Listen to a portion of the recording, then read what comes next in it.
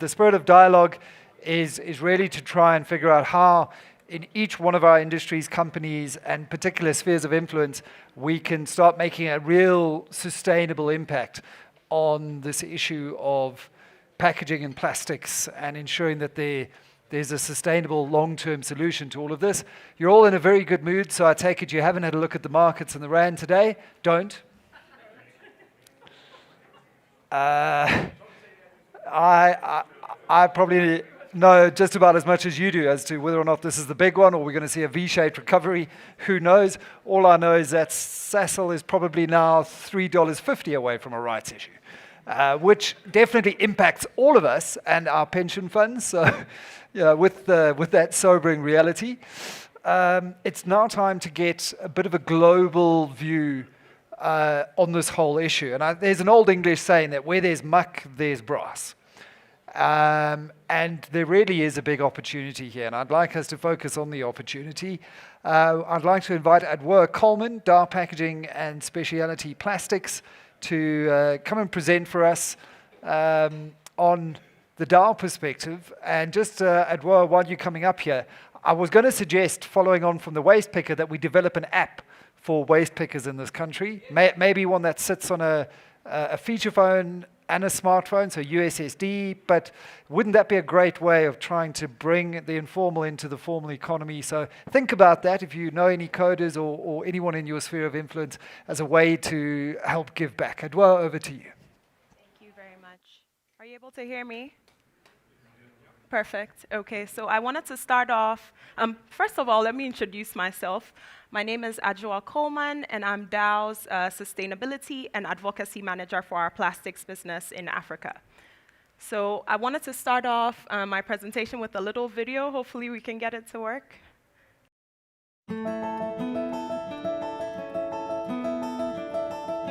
Plastics have revolutionized the lives of people everywhere. By making goods more affordable, improving hygiene, extending the freshness of food, and dramatically reducing food waste. However, insufficient global waste management and recycling infrastructure and low recycling rates have resulted in too much plastic being lost to waste and entering our natural environment. This is unacceptable. DOW knows that plastic is too valuable to be lost as waste. So, DOW is taking action to shift toward a circular world for plastic, whereby from design to disposal, the value of plastic is retained, while the burdens placed on the environment are eliminated. In the past year alone, DOW is engaged in more than 100 projects worldwide, keeping plastic waste out of the environment, rolling up our sleeves and cleaning up waste in the environment,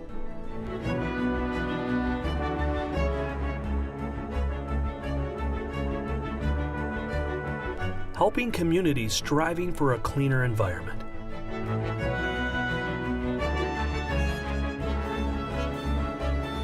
Creating new systems to ensure plastic packaging is recyclable through collection, processing, and recycling. And ensuring that tomorrow's leaders have the tools to keep their world beautiful.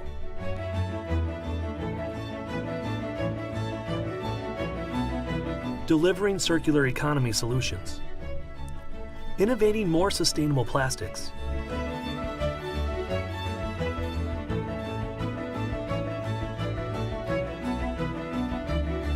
helping customers reduce the amount of materials they use and to make their products recyclable, helping customers use more recycled materials in their products, finding ways recycled plastics can pave the way for a better world.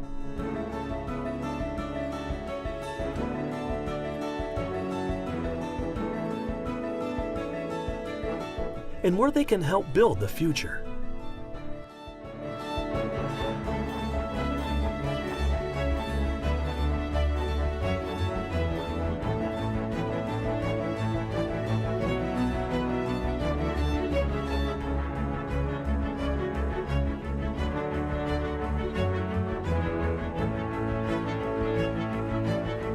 Seeking together, partnering to increase impact. Working side by side with people from around the world to understand the challenges and listening for their ideas for solutions. founding the largest and most comprehensive alliance of companies in the world focused on ending plastic waste in the environment, funding solutions in the world's most impacted areas, and working together toward a more sustainable future. Together with our partners around the world, we are building a more inclusive circular economy for the best quality of life today and in the future. We're just getting started. The world is far too important. Don't let it go to waste. Okay, thank you very much. What you just saw in that video was a snapshot of what DOW tried to do in 2019. Now, don't let it go to waste is our catchphrase for how we're thinking about handling the issues around plastic waste in the environment. What the phrase says is exactly what we mean, right? We think that plastic, after its first life, should be viewed as a resource and should come back into the economy. So our whole strategy around dealing with this issue of plastic and plastic waste revolves around a circular economy and ensuring that plastic does not go to waste. So what you saw in the video also was the 3 parts of that strategy. Now, the first part has to do with ensuring that plastics do not end up in the environment. The second part has to do with delivering circular economy solutions. And the third part with doing all of it through partnerships. I think that we've heard a lot of conversations in the room this morning that show that we are all at different parts of the value chain, and no one single part or party can do it alone. And so we have to work together to make this happen, and that's why that third pillar is key for us. Okay. So another statistic that you heard this morning was around the issue of plastic waste in the ocean. So the statistic says that 10 out of the 10 rivers contribute to 90% of the waste that is ending up in the ocean, and 2 of those rivers are based in Africa, the Nile and the Niger. And this issue is really big for us because when we think about the source of that plastic waste, as was said also, they come from land-based sources. And so we need to think about what we can do on the ground to prevent that waste from reaching the rivers and then getting to the oceans. So we've heard a lot about Southeast Asia, especially in the presentation from Craig around the Alliance to End Plastic Waste. This data hits home very hard because if you look at the red part of the graphs where it talks about how much waste is ending up in open dumping, you can see that Southeast Asia, which is the crust of the issue now, has about 75% of that waste, but Sub-Saharan Africa is not far behind. We are at 69%. We do not want to be in the next Southeast Asia, so what are we doing to make sure that this doesn't happen? So first part of the pillar, we will work to keep plastic out of the environment. I think that this is a very bold statement to make, but what we do understand as DOW is that even as we are working on those innovations that will put plastic back into the loop to close the loop, keeping it out of the environment is equally important, and also addressing what has already ended up there. So one of the first big projects that we did as DOW when we started to think of what innovations plastic waste can go into, especially your hard-to-recycle stuff, was in the infrastructure space. So this is an initiative where we built 3 schools in Colombia with a startup called Conceptos Plásticos, and their innovation is 100% plastic brick that almost comes like a modular unit. And so you can stack them almost like Legos to build a building. And as an example of that school is actually the image that you see in the back. And following this project with DOW, UNICEF boosted Conceptos Plásticos with about $1.5 million in investment, and they're doing this in Ivory Coast now. Another end use or innovation that we think about for plastics that are currently unrecyclable is our plastic road technology. So many of you might know that DOW went through a very transformational phase over the past 2 or 3 years where we merged with DuPont and then split into 3 different companies. And one of the portfolios that we inherited from DuPont was around their road technologies. So DuPont has what they call a compatibilizer for making asphalt roads that helps the materials bond well together. And we said, can we include plastic waste in part of the formulation and still have that performance? And the answer was yes. And so we started to pilot this globally. I've seen that one of the first plastic roads in sub-Saharan Africa has been built in South Africa, and we're also looking at piloting this sometime soon in the future here. Another big project that we put in place, and this was majority in the US, where we partnered with one of the biggest trash bag making companies called Hefty and said to them, can you make us an orange bag where we will go to people's homes and tell them, can you put these specific waste streams, and you can see what's in the bag, right? Your styrofoam cups, your multi-layer flexibles, or your laminates, the stuff that currently isn't recyclable or collected. We said, put these things in a bag, and a specific truck will come and pick them up on a day, and they will be sent to a facility where they will be utilized in creating energy. And so this program now has reached over 400,000 households, starting from a roll-up of a very small community. And to date, it's helping to recover some of that waste that would have ended up at landfill. Pulling our weight. So I heard someone say this morning that they didn't used to be a fan of cleanups. That was also me. Every time that I heard about cleanups, I thought someone was trying to look like they're doing something good. But I will confess now that every year I join maybe 20 cleanups or so all over the continent, because I handle all of Africa. So if I'm in Ghana, I'm in 2 or 3 cleanups. If I'm here, I'm in cleanups. If I'm in Nairobi, I'm in cleanups. And the whole point is that as we are working to solve the issues, there is still a lot of plastic that's out there. And as much as we think that you can't make a difference by going and picking up maybe just one trash bag, the difference is very visible after one cleanup. And additionally, the reason why I really like cleanups is because when people engage and come together to do an activity like this, it makes them take ownership for their waste. It makes them realize, I drink this. This is a product that I use, right? And now it's out here as well. So we have 2 signature cleanups as DOW.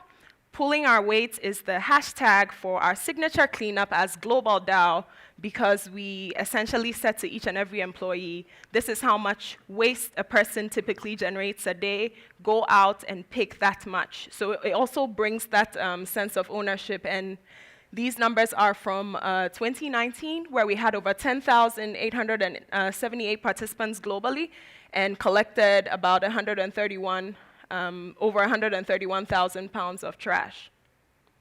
Another cleanup, which is our signature cleanup for Africa, is called Project Butterfly. And the reason why this is slightly distinguished from the ones we do as pulling our weight is because here, when we go into the communities, we try and add an education and awareness piece to this cleanup to help people understand that, we're here for a moment to help galvanize this action, but when we leave, this is how you should think or view your waste. Delivering circular economy solutions, and I know that that's the big topic here today around pyrolysis. What are people doing with their waste? Are companies, are suppliers able to take that waste and bring it back into the loop? So DOW has been looking at doing quite a number of these things. And so when we think about a circular economy as a raw material supplier, the first thing that we did as DOW, we said, let's start in-house, right? Let's think about our housekeeping. What can we do to ensure that we are good stewards of the thing that we are making in our facility, which is the pellets? So on that production pillar, we managed to certify all DOW locations at the end of 2019 as OCS, Operation Clean Sweep, which someone mentioned earlier, which means that we will try to ensure that we do not lose a single pellet within our operation stream. And additionally, if we do lose pellets, we commit to reporting it in our sustainability reports for the year, which I think is very bold. And the follow-up to that goal is that we want to try and roll it along our value chain. So we hold ourselves accountable, and then we hold the rest of our distribution accountable as well.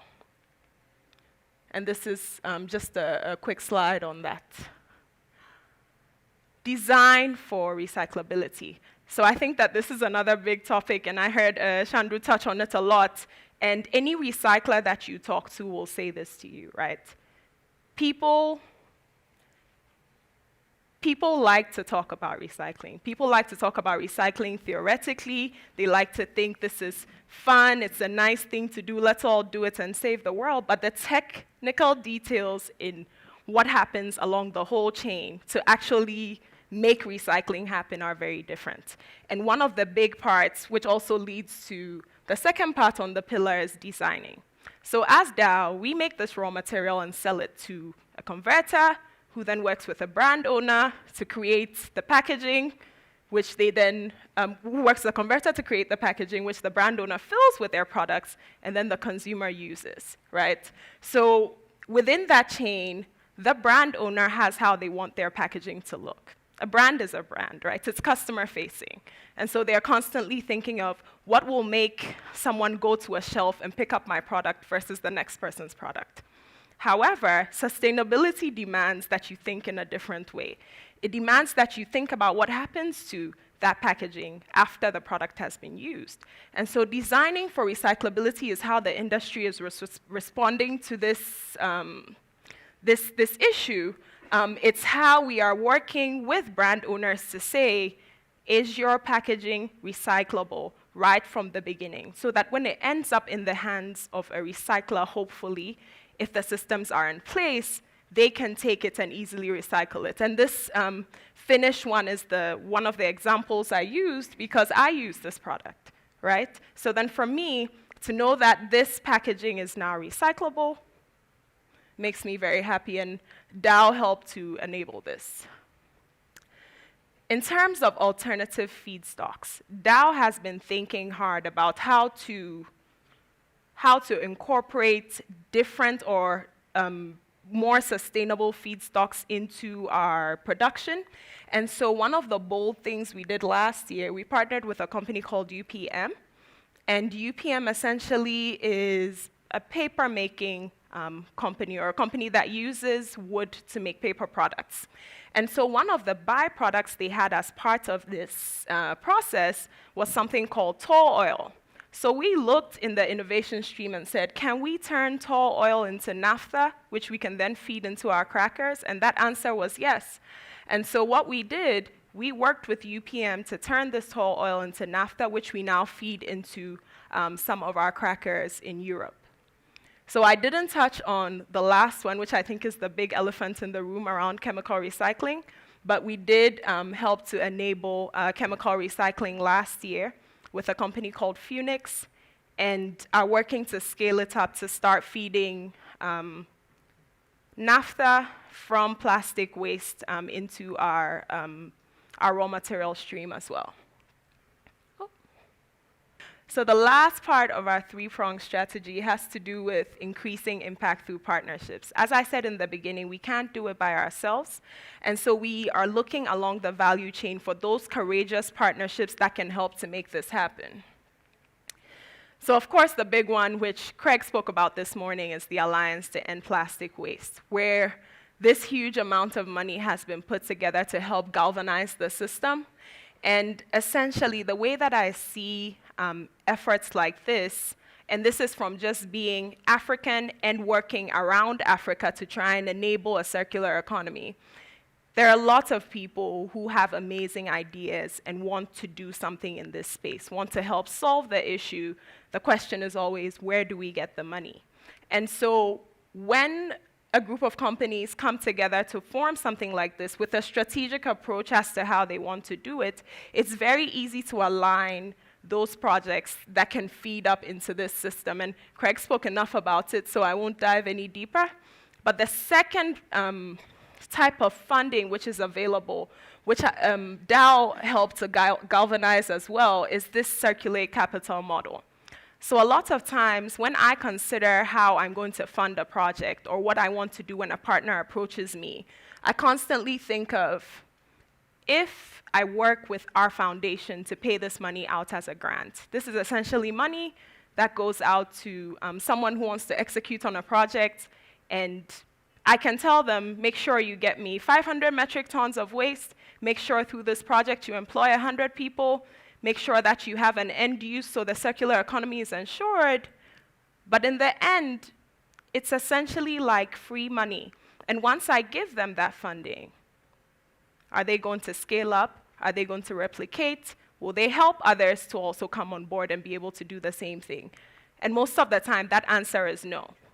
So this capital model is big for me because it helps to ensure that continuity, so that financial, sustainable finance piece, where if there is this pot of money, where people can tap into it, get it, but they have the responsibility to pay it back, it changes the conversation a little, right? Versus getting grant money or some type of free money. And I want to see in the future something like this for Africa, because entrepreneurship is big here right now. It's directly correlated with unemployment. People have ideas and want to do things. Not everyone can get into the traditional work stream, work for big companies, and so starting your own thing, especially around waste, which is a huge topic right now, I think that a fund like this where DOW is playing a part, and this is specifically working in Southeast Asia, but we're trying to see how to get it down here. So the World Economic Forum Initiative is another, I'll call a coalition that basically is also trying to drive circular economy. Now they have not as WEF put money down to make this happen, but they are bringing together the partners who will make sure that it happens. So this was maybe announced about 2 years ago at Davos, and the intention was that this global plastic action partnership would have governments, would have several different people from around the entire value chain to try and make circular economy happen. So it's big in Vietnam. Ghana is the first country to sign up to it in Africa. And essentially, it's helping to bring the key players to the table who can make circular economy a reality in certain countries. So then I created this last slide because I think it's important to understand that we are taking the same strategy in Africa. We are working with several different partners across all of sub-Saharan Africa to try and make things happen. And as I said before, we can't do it by ourselves as DOW.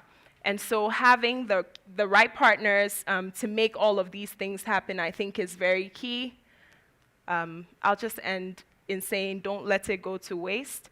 I hope that next year or whenever we have another seminar like this, when I show you the video like the one I showed you in the beginning, it will be Africa-centric and we'll have more Africa-based projects, which is what I'm working on. And that's basically it for me. Thank you so much for your time. Adwoa, thank you very much. Thank you. Just for a high-level kickstart to the Q&A, the chemicals process industry, while being a big contributor to the problem, also must lie at the apex of some of the solutions. If we're going to change the way we do things, if we're going to go to an eventual net zero carbon world. So how much effort and resources and focus is the DOW company putting into the role that the chemical process industry is playing here?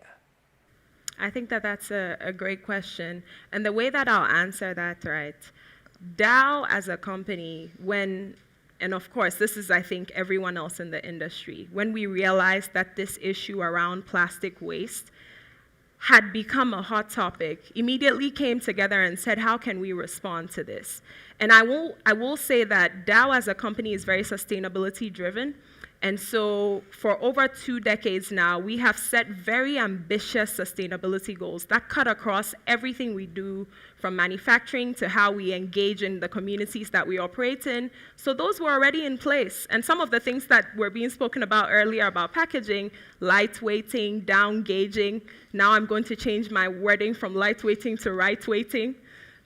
Those types of things, those types of things were being done. Over the past 2 decades, but the conversation has shifted now to one that's quite emotional, right? And it appeals to all of us, not just as people in the industry, but as individuals. We also live in this same environment, right? I think that sometimes when people like to point fingers at industry, they think that we are this mystical creature. It's us. We work in these places, and we live in these places.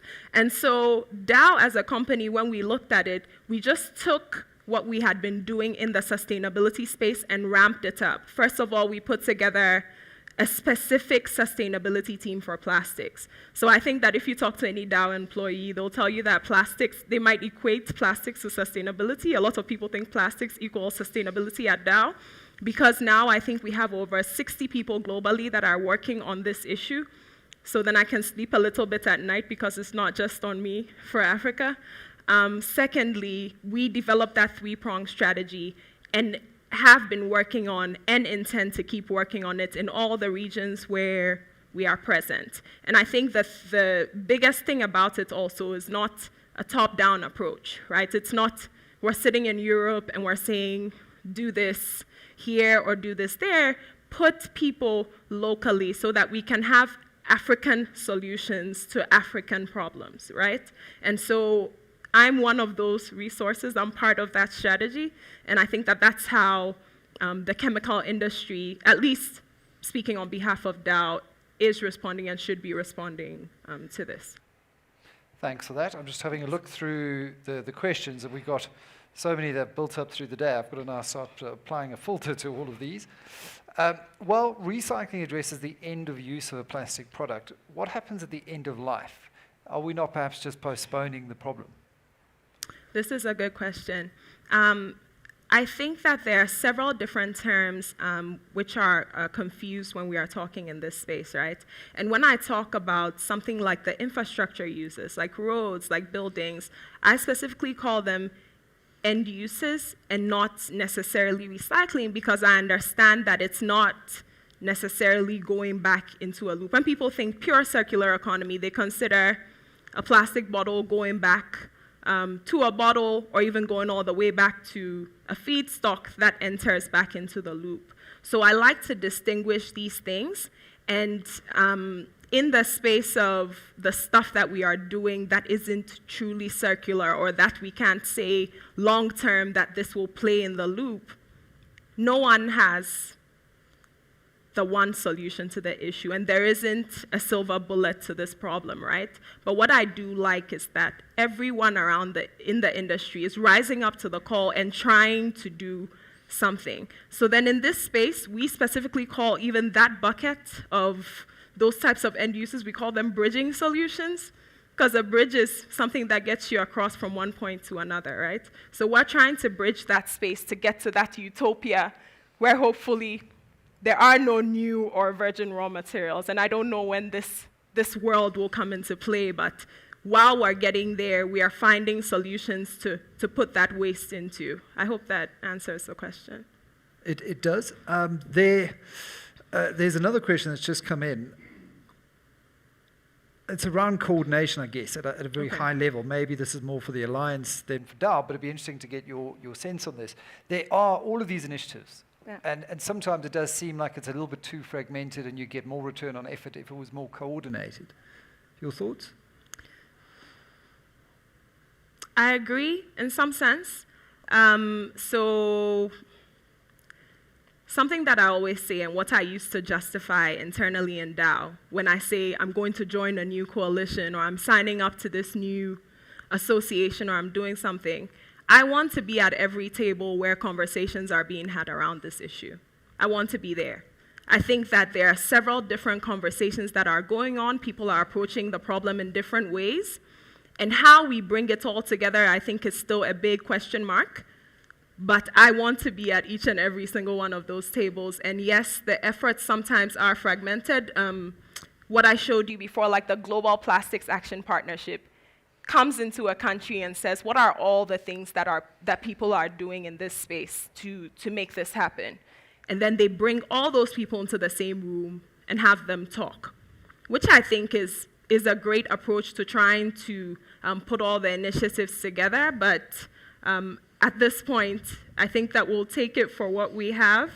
And definitely in each of those different spaces and at each of those different tables, the conversations are very different, but they have the same end goal.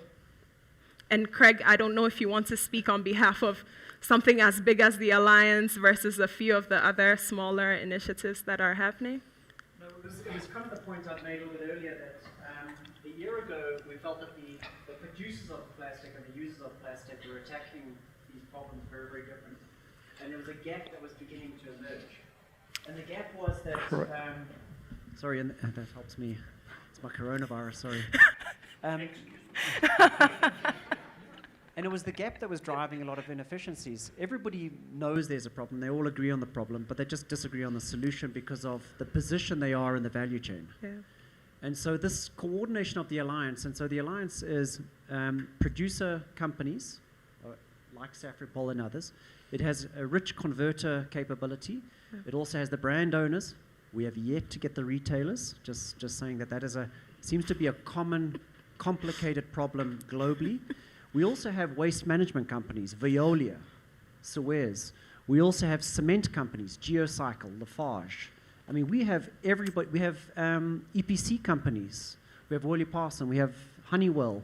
And so the entire direct linear value chain plus the partners outside of that value chain plus all those NGOs. So getting everybody together to answer that question, why aren't these initiatives better coordinated across those 4 pillars that also Adwoa had projected there, across the 9 specific programs, is the answer.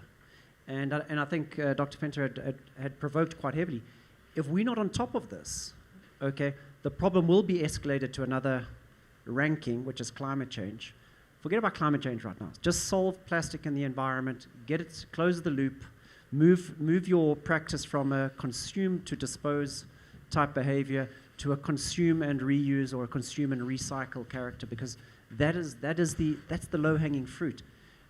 The alliance from a coordinated effort is there are commercially marginal projects that just aren't getting through. Yes, the technology is there, the capability is there, but the business case just doesn't make sense.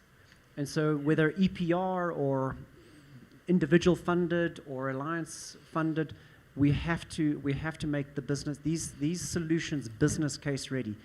The fact that you start at a cost minus is where you're sitting at right now. We have to do what's right, because if you're not at the table, you're on the menu. And that's a wrap, no pun intended. Adwoa Coleman, thank you very much. A warm round of applause, everyone.